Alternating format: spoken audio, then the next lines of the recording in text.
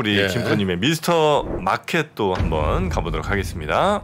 헤드라인을 주세요. 네. 네. 아 이거 두 번 하니까 좋네. 중국에 남으면 재미없어. 삼성, LG 인도행 가속. 요즘 인도가 굉장하죠. 네. 테마입니다. 테마. 근데 그러고 보면 우리가 한 6개월 전 벌써 우리 정프로가 네. 매주 이미 그죠?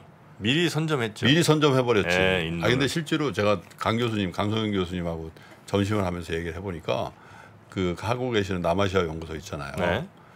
거기 엄청난 의뢰들이 온대. 엄청난 문의가 온대요.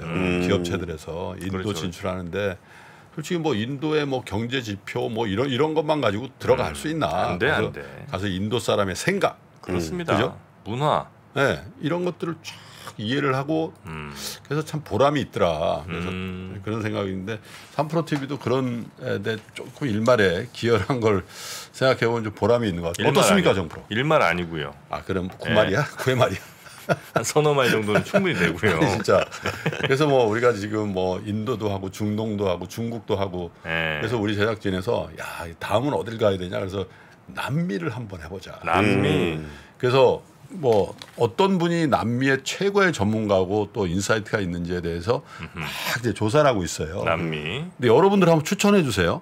우리의 지역적으로 남미나 브라질, 아르헨티나, 뭐 파라과이 뭐 이런 데 있잖아요. 네네. 이런 데는 이분입니다. 잘 모르시는 모양인데 그런 분이 있으면은 저희 댓글에 좀 남겨주시고.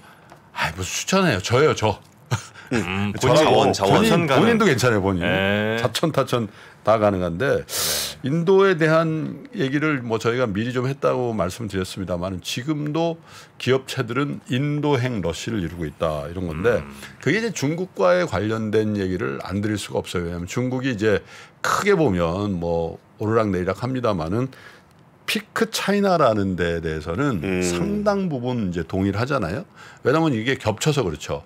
아, 이제 인구가 안 늡니다. 그래서 인도가 인구 이제 1위가 됩니다. 1위가 됐을 수도 있습니다.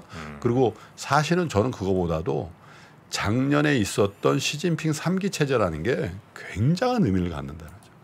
왜냐하면 이 상행위를 하는 이 사람들 특히 교역을 하는 사람의 입장에서는 이게 자본주의 시장 경제가 계속 원활하게 카운터파티에서 보장이 돼야지만 거래를 더 많이 해야 되겠다. 공장을 지어야 되겠다. 사람을 보내야 되겠다라는 게 전제란 말이에요. 그렇죠. 네. 그런데 보면 저게 절대 권력화되고 1인 지배가 되고 이렇게 돼버리면 그거에 대한 후유증을 거기에 진출해 있는 모든 회사들과 공장들 이런 데서 다 감내해야 되는 거잖아요.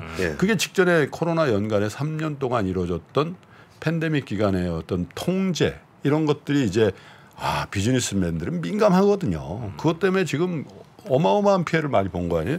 근데 그런 것들 때문에 이제 대안으로서의 인도인데 인도 경제를 한번 볼까요?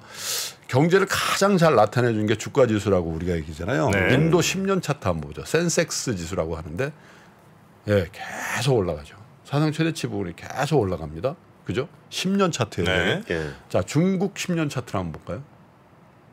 중국 10년 차트? 다르죠. 다릅니다.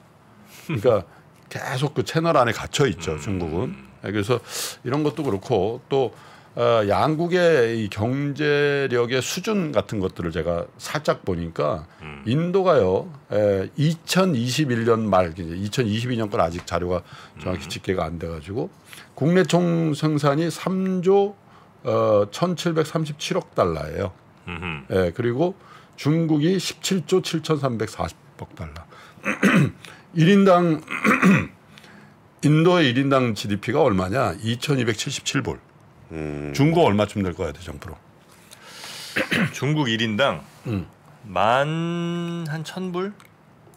12,500. 2021년 기준. 물론 이제 갭은 좀 줄었을 거예요. 근데 보세요. 2,200과 12,500은 6배 차이가 나죠.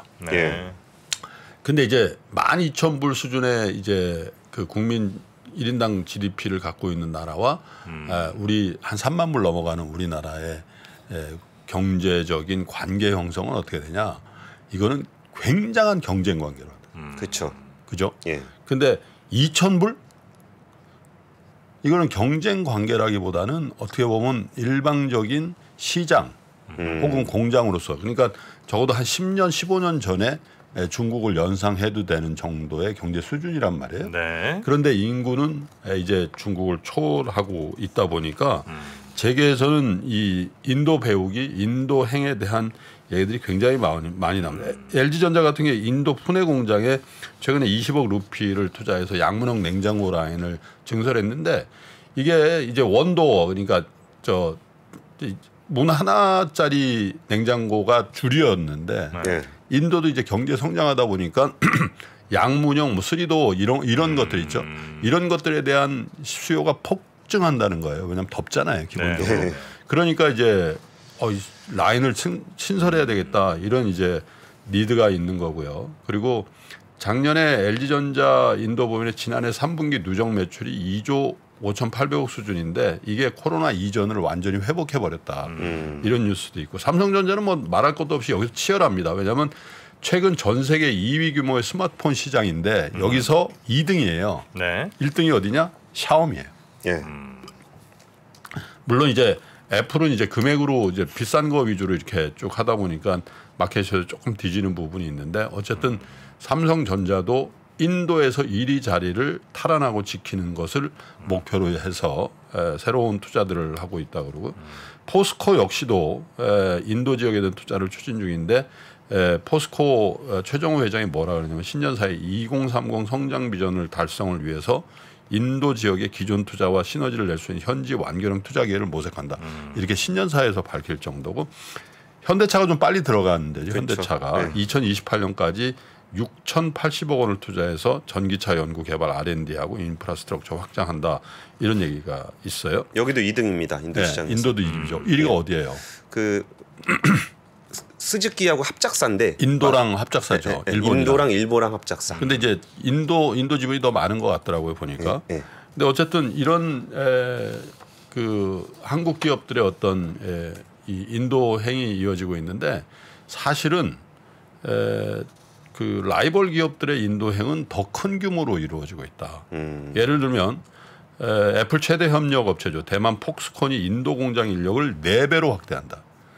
왜냐하면 중국에서 올인했는데 중국이 저렇게 문제를 일으키니까 생존하려고 하는 거예요. 네. 그래서 작년 9월에 인도 광산업체 베단타 그룹과 손잡고 무려 1조 5,400억 루피 이게 우리 돈으로 15조 2,100억. 그러니까 우리 기업들의 투자 규모하고 완전히 다른 거예요. 차원이. 그래서 15조 원을 투자해서 인도 구자라트주의 반도체 디스플레이 생산단지를 건설. 구자라트가 어디죠? 모디 총리의 정치적 고향이죠. 실제로 고향이고. 네. 그다음에 이제 대만 3위 파운드리 업체인 PSMC도 인도의 반도체 공장을 짓는다. 이렇게 돼 있고 구글의 모회사죠. 알파벳 역시 구글의 픽셀폰의 일부 생산 라인을 중국에서 인도로. 이건 왜 하는지 잘 모르겠어요. 네, 픽셀폰? 아직도 이걸 하네요. 네? 그리고 애플이 작년 4분기 순이익이 1년 전보다 13.3%가 감소했는데 이거 원인은 어디서 찾냐? 중국 시장의 부진, 그렇죠. 생산 차질 이런 걸로 보이는 거잖아요. 그래서 아이패드의 중국 생산 라인 인도로 이미 옮기는 걸 확정해서 시행하고 있다 이런 거죠. 그래서 인도에 대해서 조금 늦었지 않냐 이렇게 생각할 수도 있는데 저는 조금은 좀 생각이 다르요. 물론 이제 인도 주식을 지금 사시라는 얘기가 아닙니다. 근데 비즈니스적인 관점에서 또 투자적인 관점에서 아직도 2,000불대 중반 1인당 생산 그 GDP를 갖고 있는 나라기 때문에 적어도 10년 전, 15년 전에 중국에 가졌던 생각들을 구현해. 그러고 나서 인도의 가장 큰 매력은 뭐냐? 인구 뭐 또 아직도 성장 가능성 이런 거지만 시장 경제가 어쨌든 굉장히 오랫동안 시행돼 갖고 그 전통을 갖고 있어서 네. 인도가 뭐 정정이 불안하고 뭐 그런 얘기를 합니다만은 인도는 민주주의를 하는 나라죠. 총선을 거쳐서 정권을 바꾸고 이런 나라란 말이에요. 그래서 그런 측면에서는 중국이 가질 수 없는 그런 성장 잠재력과 카운터파티로서의 어떤 자격을 훨씬 더 좋은 조건을 가졌다 이렇게 볼 수도 있는 것 같습니다. 인도는 그러나 여러분이 접근하실 때 매우 신중하셔야 될 이유가 좀 있습니다. 14억 인구의 평균 연령 20대 초반 이래서 그 젊고 엄청난 성장성 이런 생각을 하고 접근하실 수가 있는데 말이지요.